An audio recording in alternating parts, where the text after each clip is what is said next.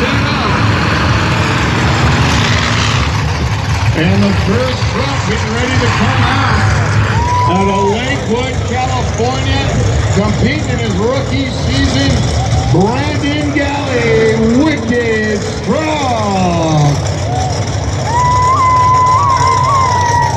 If you're out at the Orange County Fair or Antelope Valley Fair Lancaster earlier this year, you saw Wicked Strong putting on a show for the fans. He has one speed only, and that is full on mash the gas. Let's go, big air for you fans. So he'll be looking to see those flags waving. He can hear you right now as they check the RII remote ignition interrupter. Give it up for Wicked Strong.